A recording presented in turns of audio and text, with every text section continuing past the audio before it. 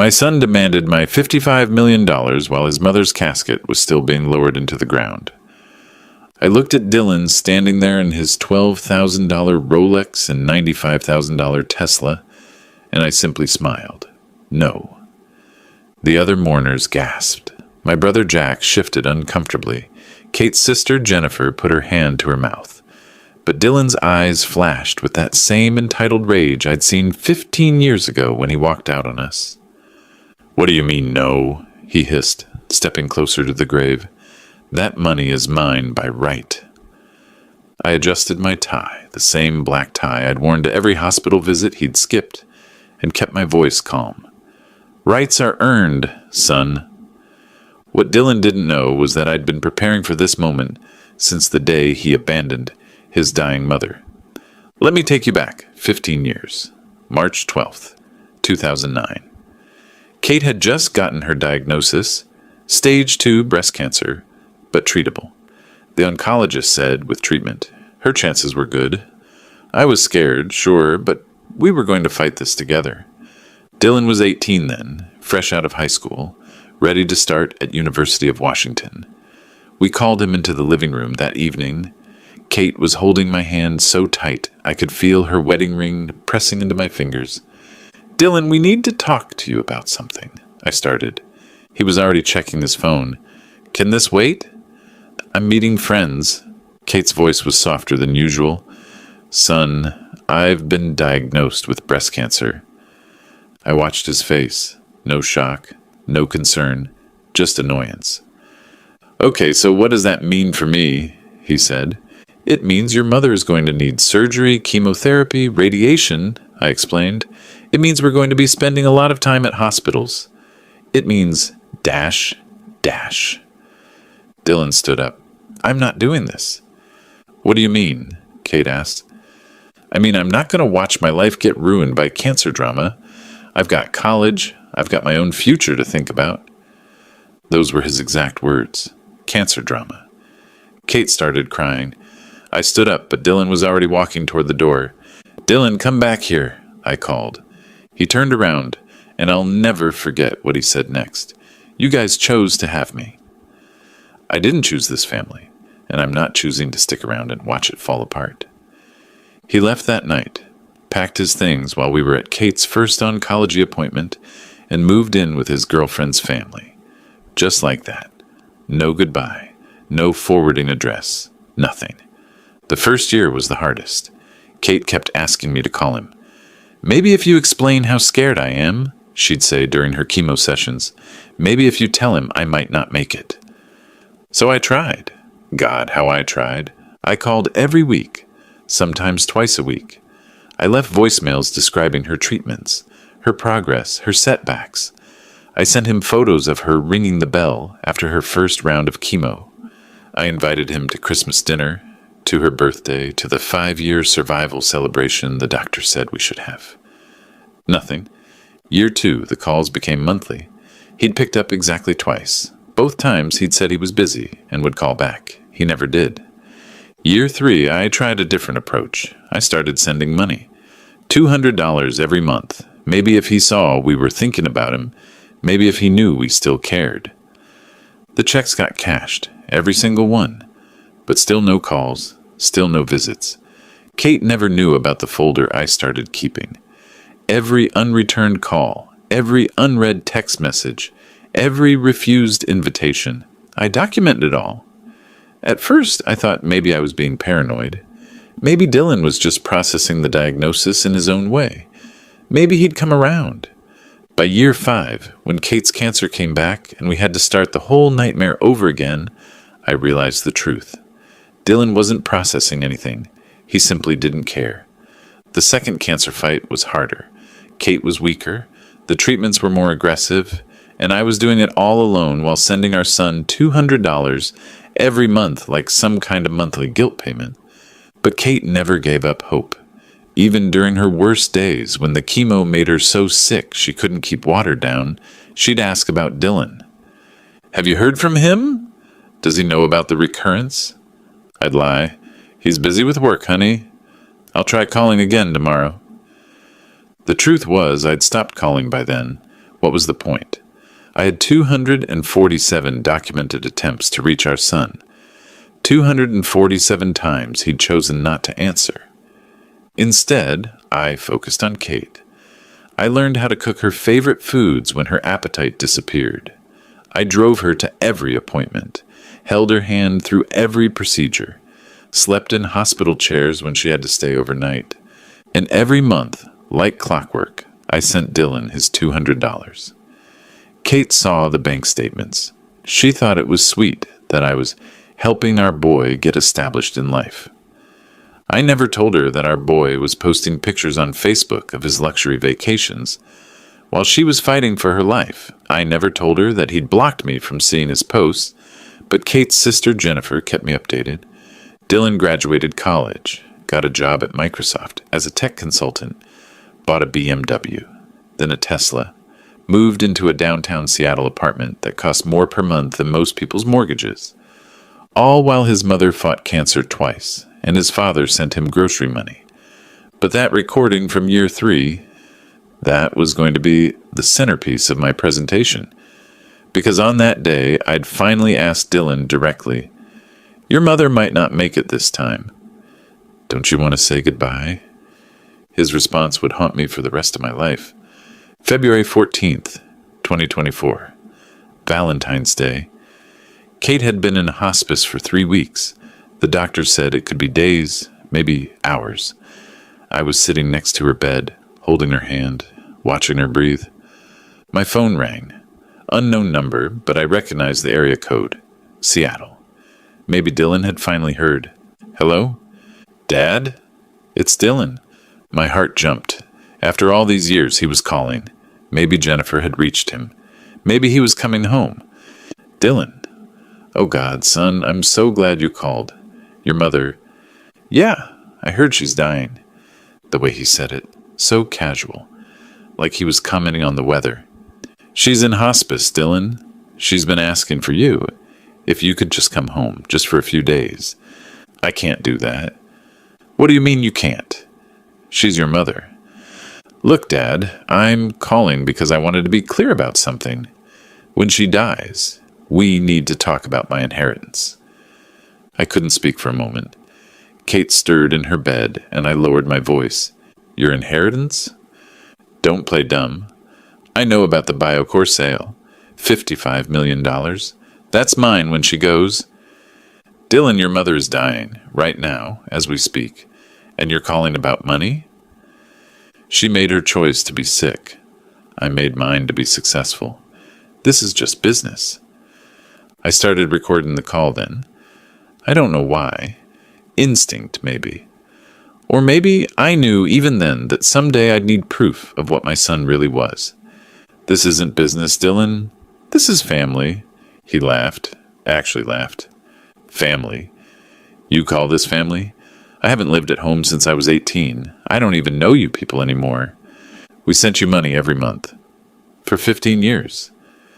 $200? Dad, I spend more than that on lunch. You think $200 a month makes us family?" Kate opened her eyes then. She could hear my voice, maybe even Dylan's voice through the phone. She mouthed, "Is that our boy?"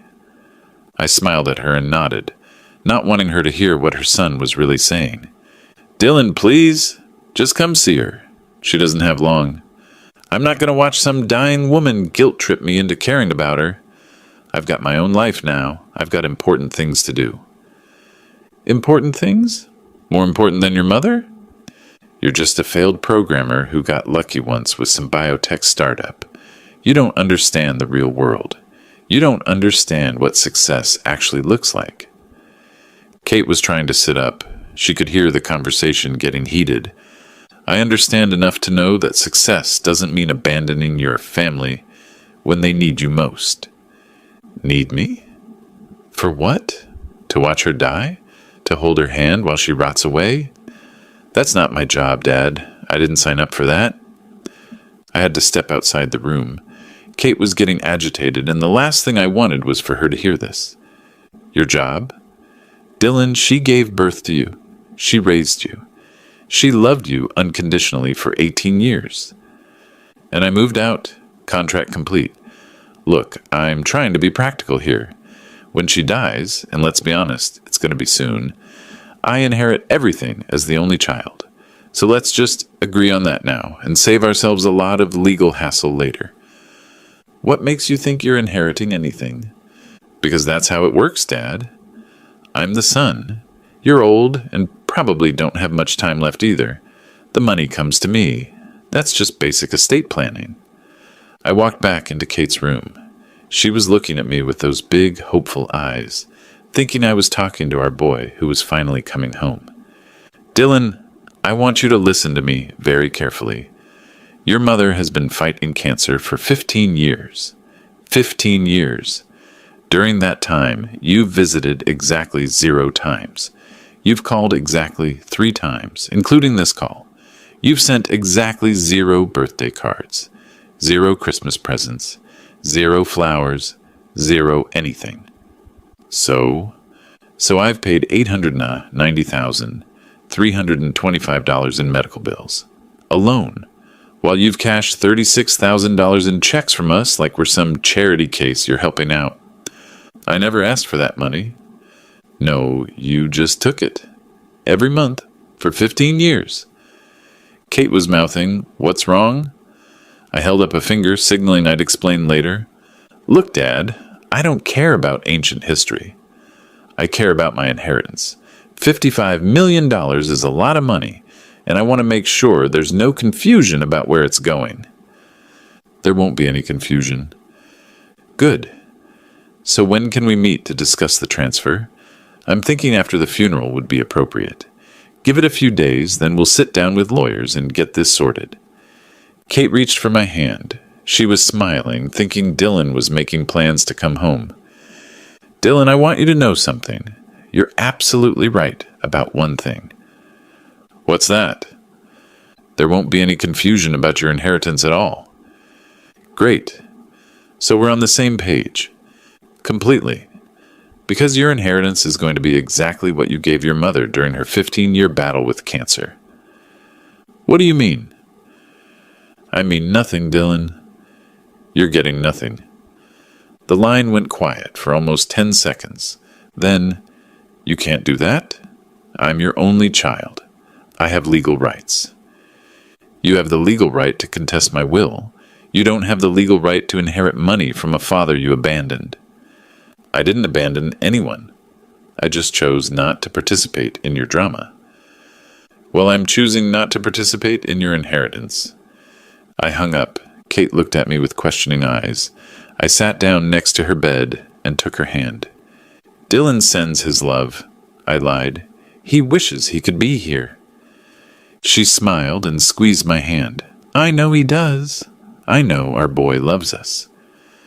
That recording, 8 minutes and 23 seconds of my son explaining why his dying mother meant nothing to him, would become the centerpiece of my presentation. Kate died 3 days later, February 17th, 2024, at 3:47 in the morning. I was holding her hand when she took her last breath. The hospice nurse said it was peaceful. I said it was the end of everything good in my life. Dylan didn't come to the hospital. He didn't call. He didn't send flowers. But he did show up to the funeral. Walked in like he owned the place, wearing that Rolex and a designer suit that probably cost more than most people's cars. He sat in the front row, like he'd been there through everything. That's when he made his demand. Right there at the graveside, with Kate's casket being lowered into the ground, and 50 of our closest friends and family watching. I want my inheritance now, he said quietly, leaning over to me while the pastor was giving the final blessing. Not now, Dylan. Yes, now. $55 million. I know you have it. I want it transferred to my account by the end of the week. That's when I looked at him, really looked at him, and I smiled. And I said no. And that's when everything started to fall into place. That night, I sat in my home office looking at the BioCore Systems sale contract. $55 million for the medical AI startup I'd built over 20 years. The deal had closed 6 months earlier. The money was sitting in my account, earning interest, waiting for me to decide what to do with it. I pulled out my laptop and started typing. Catherine Miller Cancer Foundation. Kate's full name, Catherine Elizabeth Miller. I called my attorney, David Foster, at home. David had handled all my business deals, including the BioCore sale. He'd also witnessed Dylan's absence throughout Kate's illness. David, it's William. I need to establish a charitable foundation tonight. William, it's almost midnight, and you just buried Kate today. Maybe we should... David, I need this done tonight. How long does it take to set up a foundation and transfer $55 million into it? There was a pause. Are you sure about this? That's your entire liquid net worth. I've never been more sure of anything in my life. By 4 a.m., the Catherine Miller Cancer Foundation was a legal entity. By 6 a.m., I'd transferred the entire $55 million BioCore sale proceeds into the foundation's account. By 8 a.m., I'd appointed a board of directors. Dr. Amanda Foster, Kate's oncologist, Jennifer Walsh, the mayor of Seattle and Kate's longtime friend, and myself as chairman. The foundation's mission statement was simple: to provide financial assistance to families battling cancer, especially those who face the fight alone. I handwrote the first grant, $10,000 to the family, in room 237 at Seattle Cancer Care Alliance. The husband had been sleeping in his car for 2 weeks because he couldn't afford both gas money to visit his wife and a hotel room. Their insurance didn't cover experimental treatments. They had 3 kids at home being raised by grandparents. Exactly the kind of family Dylan would never understand. The kind of family that fights together instead of abandoning each other. But the foundation was just the beginning. Dylan wanted his inheritance. He was about to get exactly what he deserved. I pulled out the evidence folder I'd been maintaining for 15 years. 247 unreturned calls, 89 refused visit requests, 15 years of monthly $200 payments, $890,000, $325 in medical bills paid alone. And the recordings. Oh, the recordings. The Valentine's Day call was the worst, but it wasn't the only one. I had 12 separate conversations with Dylan over the years. Every single one documented his complete lack of concern for his dying mother. She made her choice to be sick. I don't care if she's dying. I'm not going to watch my life get ruined by cancer drama. You're just a failed programmer who got lucky once. I had it all. Every cruel word, every heartless dismissal, every time he chose his convenience over his mother's life. I made copies of everything. Digital copies, physical copies, backup copies stored in 3 different locations. Bank records showing the monthly payments. Hospital bills showing the medical costs. Phone logs showing the unreturned calls. The gala was 3 weeks away. The annual Seattle Cancer Research Gala at the Fairmont Hotel. 500 of Seattle's most influential people. Tech executives, medical professionals, city officials, philanthropists. Perfect timing. I called the gala organizers and made a $55 million donation on behalf of the Catherine Miller Cancer Foundation. Suddenly, I wasn't just attending the gala. I was the keynote speaker. Dylan wanted his inheritance? He'd have to come and get it. In front of 500 witnesses. I started preparing my presentation. What Dylan didn't know was that half of Seattle's legal community would be at that gala. The other half would hear about it before the night was over. My son had spent 15 years proving he didn't deserve a penny of my money. Now I was going to spend one evening proving it to everyone else. 3 days after the funeral, I decided to test Dylan's true motivations. I called our family friend Robert Wilson, who worked in tech journalism for the Seattle Times. Robert had covered my BioCore sale when it happened and knew about Dylan's long absence from our family. Robert, I need a small favor. Could you mention to a few people that the BioCore sale is final and I'm considering my estate planning options? Nothing official, just casual conversation. Of course, William. Are you doing okay? I know this must be a difficult time. I'm doing exactly what needs to be done. The Seattle tech community is small. Everyone knows everyone else's business. I knew the information would reach Dylan within 48 hours. It took 36. My phone rang on a Thursday evening.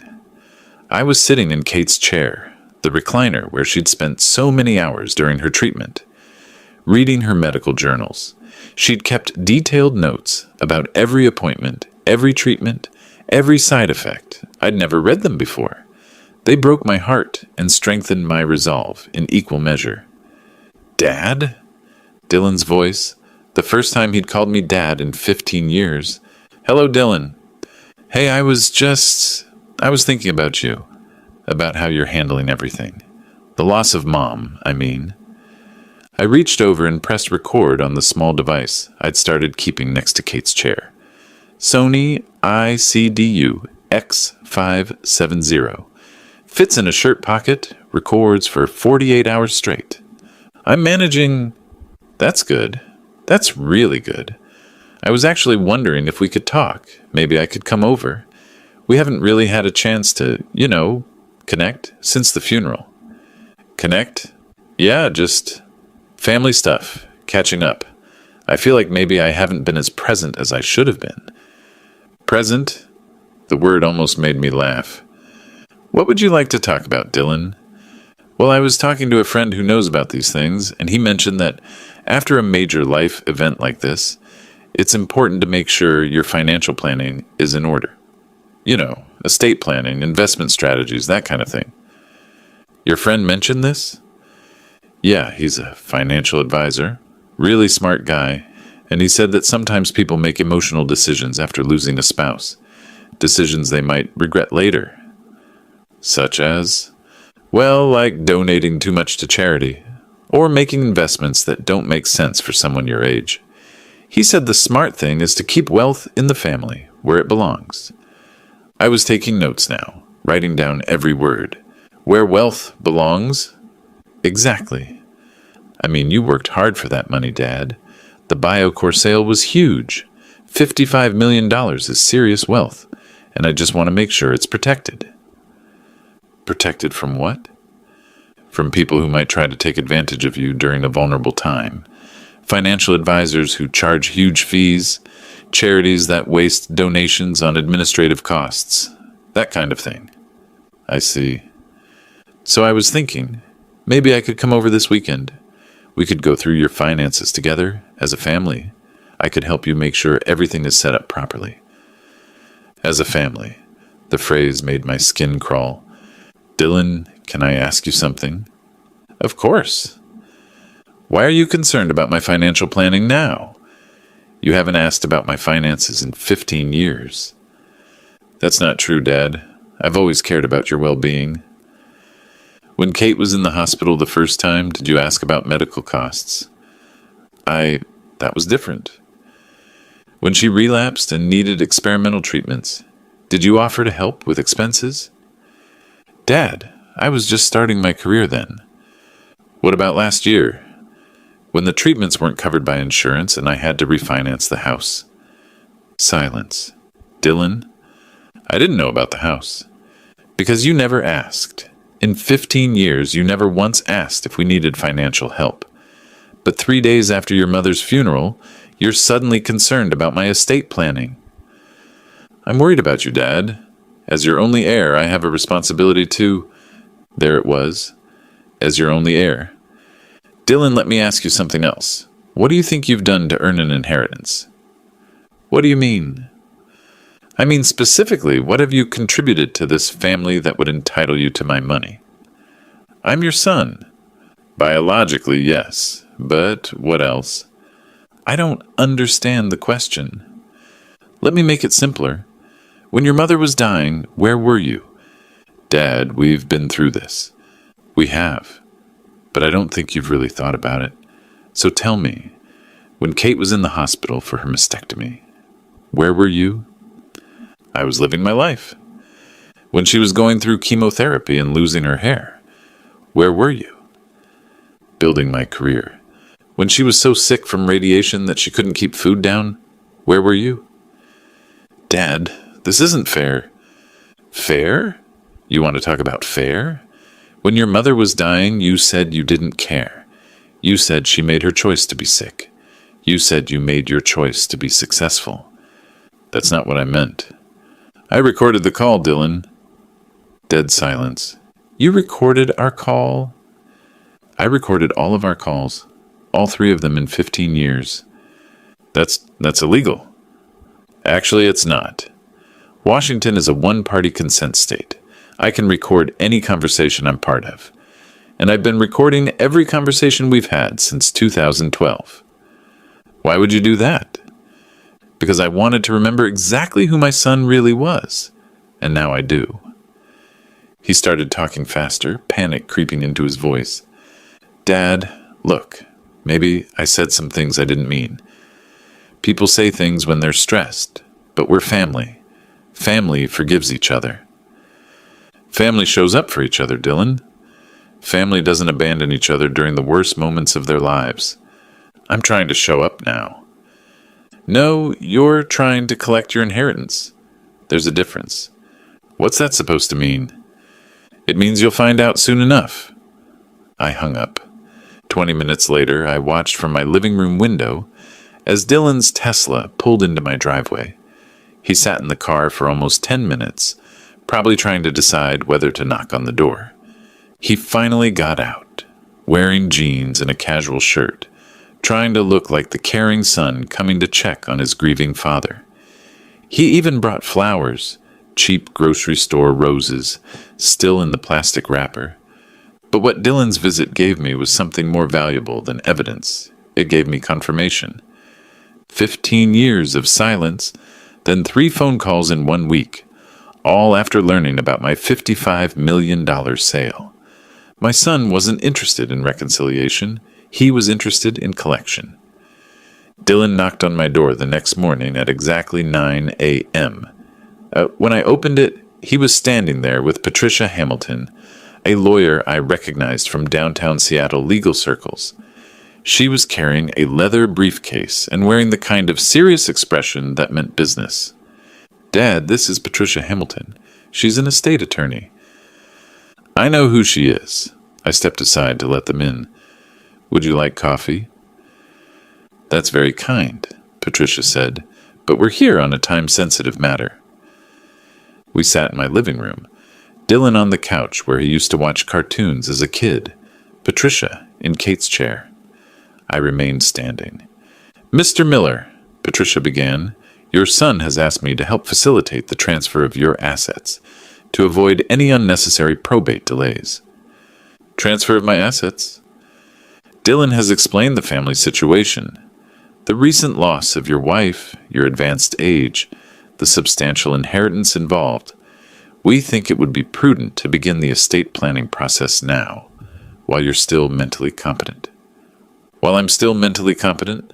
The phrase hung in the air like smoke. Dylan told you I'm mentally incompetent? Not at all, Dylan jumped in. I just explained that grief can affect decision-making. Patricia thinks we should get everything legally documented while you're thinking clearly. I'm thinking very clearly. Patricia opened her briefcase and pulled out a stack of documents. These are standard transfer papers. Nothing complicated. They just ensure that your assets will pass to your son without the expense and delay of probate court. She spread the papers across my coffee table. The $55 million from the BioCore sale, the house, your retirement accounts. Everything transfers directly to Dylan upon your death. Or, if you prefer, we can set up a trust that begins transferring assets immediately. Immediately? Well, you're 55 years old, Dylan said. That money should be working for our family's future. I could invest it, grow it, make sure it's still there when you really need it. Our family. The phrase made my jaw clench. Dylan, can I ask you something? Sure. What makes you think this money belongs to you? He looked confused. I'm your only child. That's not what I asked. I asked what makes you think you deserve it? Patricia cleared her throat. Mr. Miller, legally speaking, children don't have to deserve inheritance. It's a matter of natural succession. Natural succession. I sat down across from them. Tell me, Patricia, in your professional experience, do children who abandon their dying parents typically receive full inheritance? The circumstances of family relationships don't affect legal inheritance rights, she said carefully. But they affect moral inheritance rights, don't they? Dylan shifted uncomfortably. Dad, we've been through this. I made some mistakes. I was young. You made mistakes? Is that what we're calling it? Look, I should have been around more. I admit that. But people change. I want to be part of this family now. Part of this family? Dylan, there is no family. Your mother is dead. It's just me now. That's not true. We're still family. No, we're not. We're two people who share DNA. Family is something else entirely. Patricia was taking notes. Mr. Miller, are you saying you intend to disinherit your son? I'm saying that Dylan will receive exactly what he gave his mother during her 15-year battle with cancer. Which is what? Dylan asked. Nothing. Dylan stood up. You can't do that. I have legal rights. You have the legal right to contest my will. You don't have the legal right to inherit money from a father you abandoned. I didn't abandon anyone. You walked out when your mother got cancer. You refused to visit her in the hospital. You hung up when I called to tell you she was dying. Patricia was writing furiously. Mr. Miller, these are serious allegations. They're not allegations. They're documented facts. I have recordings. Dylan's face went white. Dad, you can't seriously be thinking of what? Giving my money to someone who actually deserves it? Someone who shows up when things get difficult instead of running away? You're making a mistake, Patricia said. A big mistake. Dylan could challenge this in court. I'm counting on it. They both stared at me. You're counting on a legal challenge? Patricia asked. I'm counting on Dylan being exactly who he's always been. Entitled, selfish, and completely predictable. I stood up and walked to the door. I think we're done here. Dylan and Patricia gathered their papers and headed for the door. Dad, you're going to regret this, Dylan said. The only thing I regret is waiting 15 years to cut you off. After they left, I called David Foster. David, I need you to document today's meeting. Dylan just brought a lawyer to my house trying to force an immediate inheritance transfer. William, are you okay? I'm perfect. And David, I want you to be ready for a legal challenge. Dylan's going to contest my will. Are you prepared for that? I've been preparing for that for 15 years.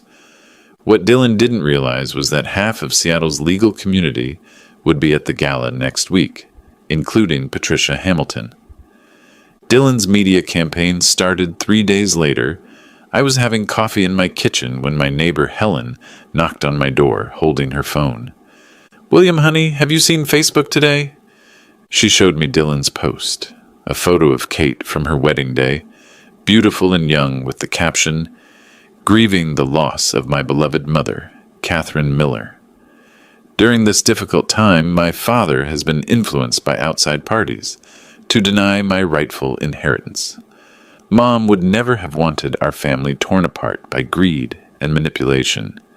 Please keep us in your thoughts as we navigate this painful situation. #, Justice for Mom, #, Family First. The post had 67 likes and 23 comments, all sympathy for poor Dylan and suspicion about my mental state. That's not even the worst part, Helen said, scrolling down. Look at this. Another post from Dylan. Some people are asking about my inheritance situation. The truth is, my father is 55 years old and just lost his wife of 30 years. Grief can affect judgment. I'm just trying to protect our family's legacy from people who might take advantage of a vulnerable widower. Elder care, family support. Elder care. I was 55 years old. William, you know this isn't true, right? Helen asked. You're one of the smartest people I know. I know, Helen. Thank you. But the damage was spreading. By that afternoon, 2 more neighbors had called to check on me. Kate's sister Jennifer called from Portland, confused by a message she'd received from someone claiming I was being manipulated by financial advisors. Then Dylan escalated. That evening, I was watching the news when my phone rang. Unknown number. Mr. Miller? This is Sarah Chen from King 5 News. We've received some concerning reports about elder financial abuse in your situation. Would you be willing to comment? Elder financial abuse? Your son contacted us about potential exploitation of your grief following your wife's death. He's claiming that outside parties are influencing your estate planning decisions. I sat down slowly. Did Dylan give you an interview? He did. We're planning to run the story tomorrow evening unless you'd like to provide your perspective. Where did you meet with him? Our studio downtown. He seemed very concerned about your well-being. What exactly did he tell you? I can't share details of an ongoing story, but he expressed worry about your mental state and mentioned that you're making irrational financial decisions that could leave you vulnerable in your later years. Later years. I was younger than half the tech executives in Seattle. Ms. Chen, may I ask how long Dylan's interview was? About 20 minutes. Why? And in that 20 minutes, did he mention visiting his mother during her 15-year cancer battle? Silence. Ms. Chen, we didn't discuss that specifically. Did he mention attending any of her treatments? Being present for any of her surgeries? Calling to check on her during her final weeks? Mr. Miller, we focused on the current inheritance dispute. I see. And did Dylan provide any evidence of this alleged financial abuse? He mentioned concerns about sudden charitable donations and potential influence from outsiders. Charitable donations to cancer research, in my wife's memory. That's the financial abuse? More silence. Ms. Chen, before you run that story, I'd like you to consider something. My son Dylan walked out on this family 15 years ago when his mother was diagnosed with cancer. He never visited her in the hospital, never attended a single doctor's appointment, never called to check on her progress. But 3 days after her funeral, he showed up demanding $55 million. That's a very different story. It's the true story. And if King 5 News is interested in the truth, rather than a manipulative son's lies, I have documentation. The story never aired, but Dylan wasn't done. Over the next week, I received calls from 3 different financial advisors, 2 estate planning attorneys, and a social worker, all expressing concern about my decision-making capacity.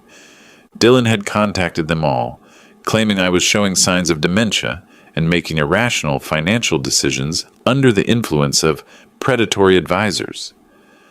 The social worker visit was particularly insulting. A well-meaning woman named Carol Martinez showed up at my door with a clipboard and a concerned expression.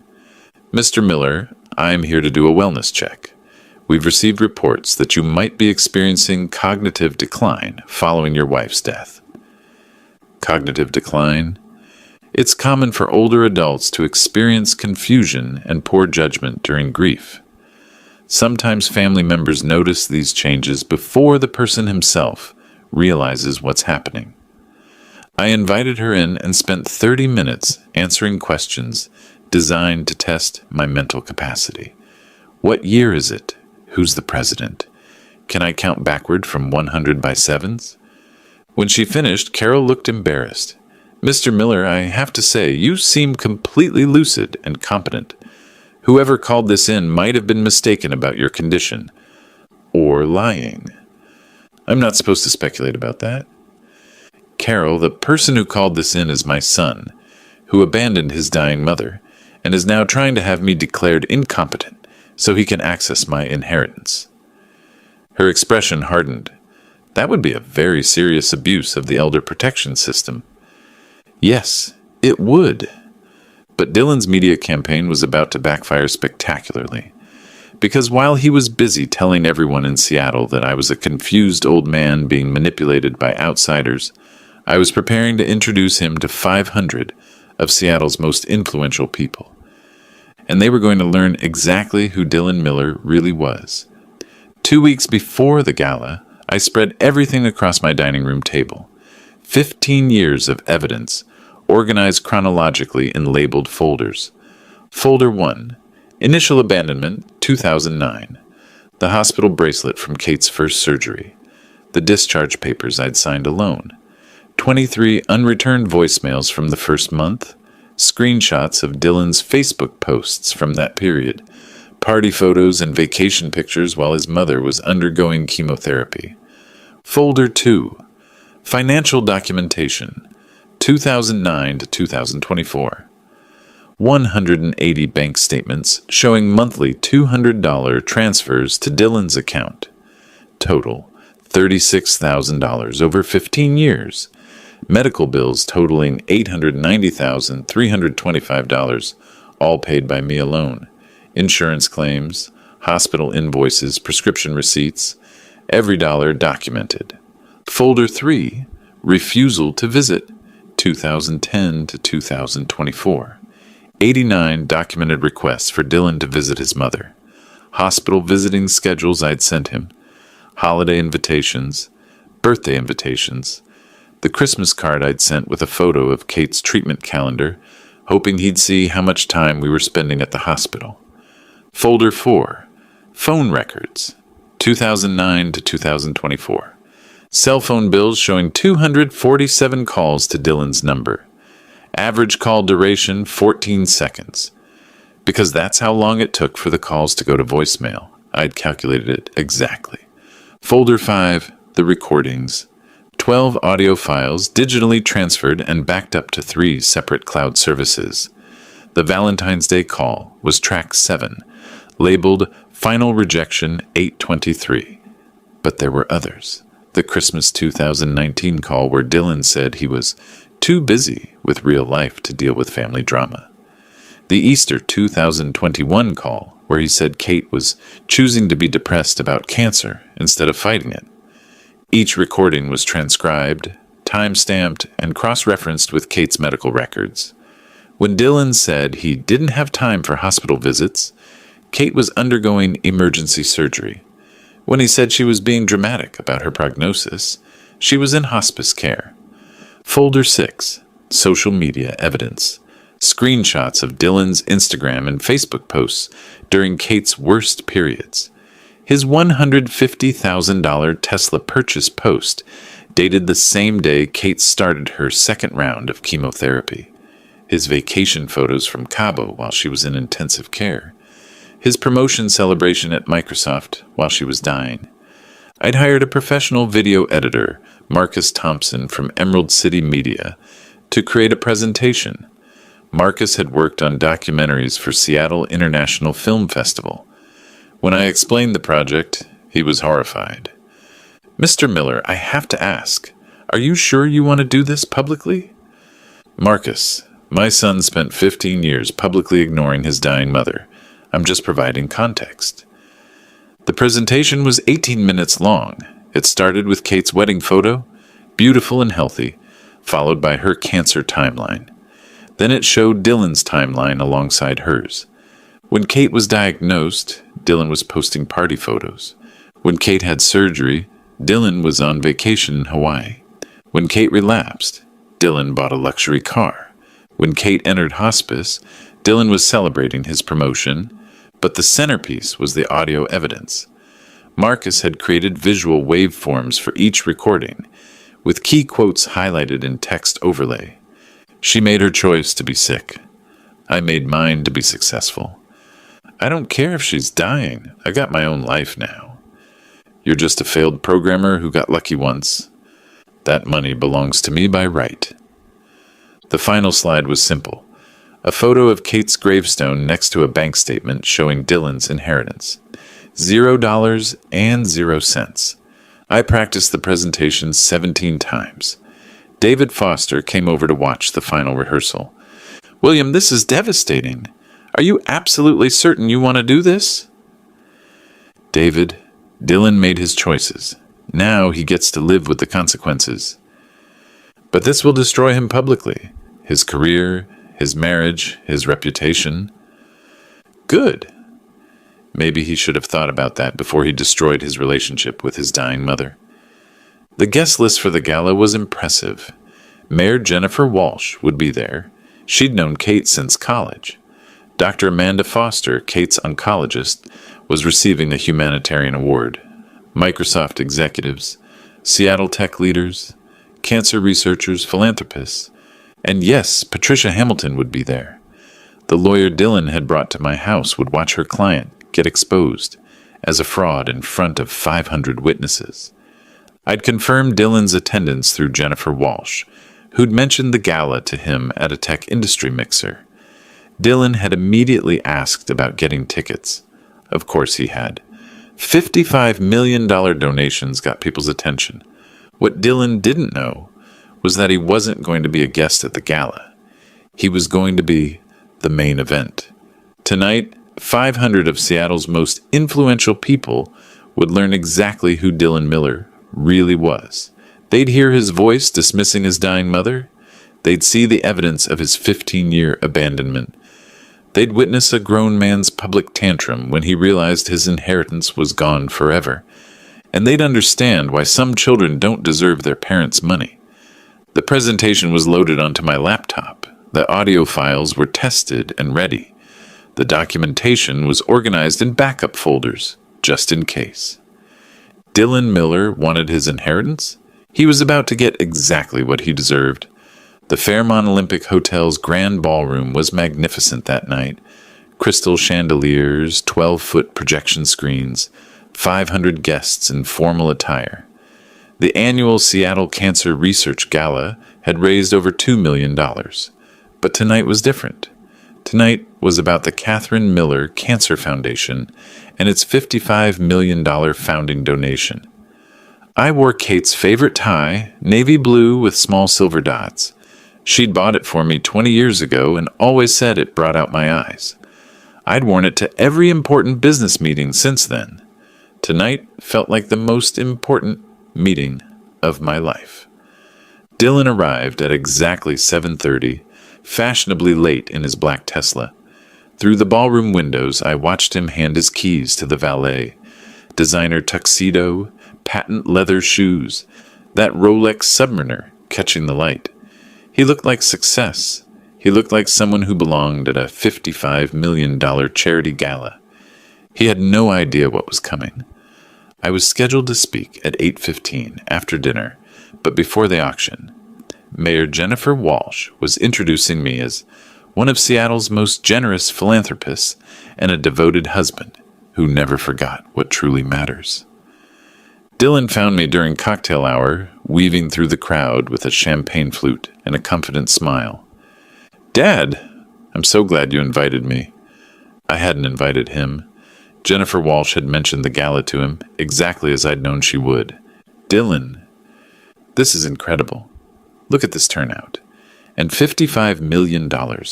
That's going to change a lot of lives." "Yes, it is." I have to admit, I was surprised when I heard about the donation. "But I'm proud of you for doing something meaningful with the money." Proud of me? As if he had any right to be proud or disappointed in my choices. Dr. Amanda Foster joined us, elegant in a burgundy gown. "William, are you ready for your speech?" "I'm ready." "Dylan, it's nice to see you again," she said politely. Dylan looked confused. "Again?" "From the hospital. I was your mother's oncologist for 15 years. Dylan's confident smile faltered. "Oh, right. Of course. I always wondered why I never met you during her treatment. Your mother spoke about you often.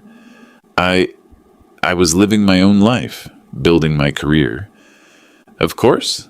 Well, I'm sure she understood." Dr. Foster walked away, leaving Dylan looking uncomfortable. "Dad, maybe we should—" "Ladies and gentlemen," the MC announced, "please take your seats for dinner." The meal was excellent, but I barely tasted it.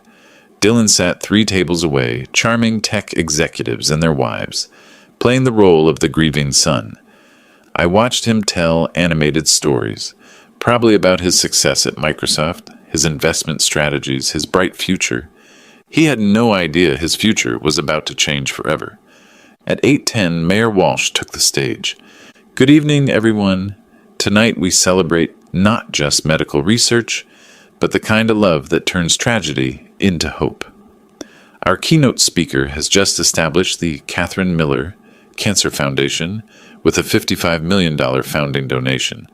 But more importantly, he's shown us what it means to honor a loved one's memory through action. Please welcome William Miller." Applause filled the ballroom. I walked to the podium, my laptop connected to the projection screens. Dylan was clapping enthusiastically, probably thinking this was his moment to bask in reflected generosity. "Thank you all for being here tonight. I want to tell you about my wife, Catherine Elizabeth Miller." Kate's wedding photo appeared on the screens. Gasps of appreciation from the audience. She was luminous in that photo, 25 years old, and ready to conquer the world. Kate and I were married for 30 years. She was diagnosed with breast cancer when she was 35. She fought that disease for 15 years. 15 years of surgeries, chemotherapy, radiation, experimental treatments, clinical trials, 15 years of hope and setbacks and small victories and devastating defeats. The slides showed Kate's journey, hospital photos, treatment schedules, family pictures. The audience was captivated. Cancer doesn't just attack the patient. It attacks the entire family. It tests relationships. It reveals character. It shows you who will stand with you when everything falls apart. I clicked to the next slide. Some people rise to meet that challenge. Doctors like Amanda Foster, who spent 15 years fighting for Kate's life. Friends like Jennifer Walsh, who visited every week. Nurses who became family. Strangers who became friends. Another click, and some people run away. The slide showed a timeline. Kate's diagnosis on the left, Dylan's abandonment on the right. My son Dylan was 18 when his mother was diagnosed. He was young, scared, unprepared for what lay ahead. I understood that. What I didn't understand was his response.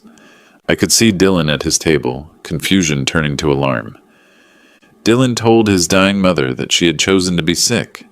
He told me that cancer was drama he didn't want to be part of. He walked out of our home and never came back. The ballroom was completely silent now. For 15 years, while Kate underwent treatments, Dylan lived his life. He graduated college, started his career, bought expensive cars, took luxury vacations. He posted photos on social media of parties and promotions, while his mother was fighting for her life. I clicked to the next slide. Side-by-side photos of Kate in chemotherapy and Dylan on a beach in Cabo. He visited the hospital exactly 0 times. He attended exactly 0 doctor appointments. He sent exactly 0 birthday cards, Christmas presents, or flowers. Dylan was half standing at his table now, his face white. Patricia Hamilton, his lawyer, was tugging at his sleeve, trying to get him to sit down.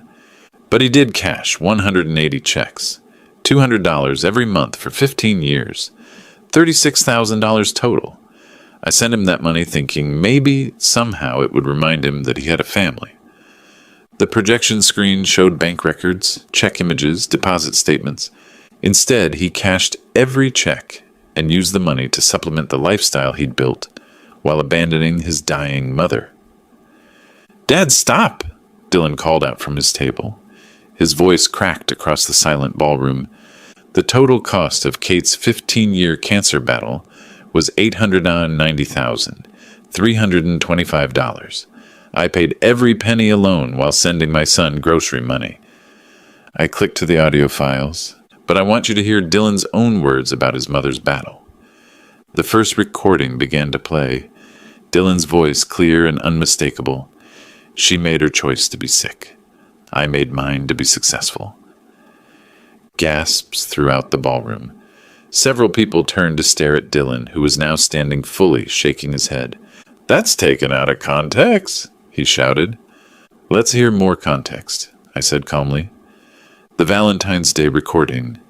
"I don't care if she's dying. I've got my own life now." A woman at the front table put her hand over her mouth. A man near the back shook his head in disgust. "Dad, you can't do this." Dylan was moving toward the stage now.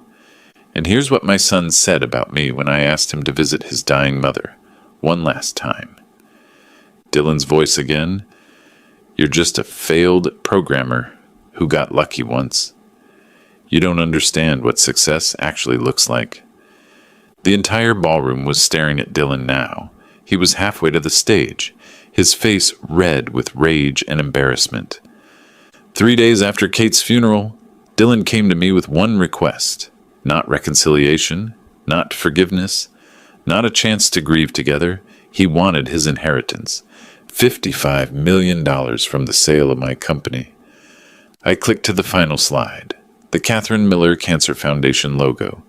So I gave Dylan exactly what he gave his mother during her 15-year battle with cancer. Nothing. Dylan reached the stage and lunged for the microphone. "You're destroying my life!" Security guards were moving in now, but I held up a hand to stop them. "Dylan, you destroyed your own life. You destroyed it the day you walked out on your dying mother. I'm just making sure everyone knows who you really are. This is slander. This is illegal. This is truth, and truth isn't illegal, son." The security guards gently but firmly escorted Dylan from the ballroom. As they reached the doors, he turned back and screamed, "You'll regret this. I'll sue you for everything." I stepped back to the microphone. The Catherine Miller Cancer Foundation will provide financial assistance to families facing cancer together, to parents who don't abandon their children during treatment, to children who don't abandon their parents during illness, to families who understand that love means showing up when things get difficult. The standing ovation lasted 4 minutes, but the real consequences were just beginning. The video went viral within 6 hours. Someone had live-streamed my speech on Facebook, and by morning, "Seattle son abandons dying mother" was trending on Twitter. The audio recordings had been shared thousands of times. Dylan's own words, condemning him in his own voice. Microsoft's Human Resources Department called Dylan Monday morning. An ethics investigation was opened Tuesday. By Friday, Dylan was on administrative leave pending a full review of character concerns incompatible with company values. His wife Ashley filed for divorce that same week. She'd been at the gala, sitting 2 tables away from Dylan, hearing every word. Her attorney cited irreconcilable differences and newly discovered information about spouse's character in the filing. The harassment stopped immediately. No more social workers. No more concerned phone calls about my mental state. No more lawyers showing up at my door with inheritance documents. Patricia Hamilton sent a formal letter withdrawing from Dylan's case, citing client misrepresentation of facts material to the legal matter. 3 local news stations picked up the story. The Seattle Times ran a feature about the Catherine Miller Cancer Foundation under the headline, "Love in Action Billionaire Honors Wife's Memory," while teaching son about family values. But the real victory came 3 weeks later. I was visiting Kate's grave, bringing fresh flowers and the foundation's first quarterly report, when my phone rang. Dylan's number. I almost didn't answer, but curiosity got the better of me. "Hello, Dylan." His voice was different, smaller somehow. "Dad, I wanted to talk." "About what?" "About everything. About Mom. About what I did. About what I said." I sat down on the bench near Kate's headstone. "And what did you do, Dylan?" "I abandoned her. I abandoned both of you when you needed me most." "Yes, you did. I'm sorry." 2 words. 15 years too late. "I know you are, Dylan. But sorry doesn't give you back the time you missed with your mother. Sorry doesn't erase the recordings. Sorry doesn't undo the choices you made. I know. I wanted you to know that I understand now." "Do you?" "I lost everything, Dad. My job, my wife, my reputation, everything." "And what did you learn from that?" Long pause. "That actions have consequences." "That's right. They do. Another pause. Is there any chance? Could we maybe try to... Dylan, you're getting exactly what you gave your mother. Nothing. I hung up and placed the flowers on Kate's grave. The foundation saved its first family that month, a single father of 3 whose wife was undergoing experimental leukemia treatment.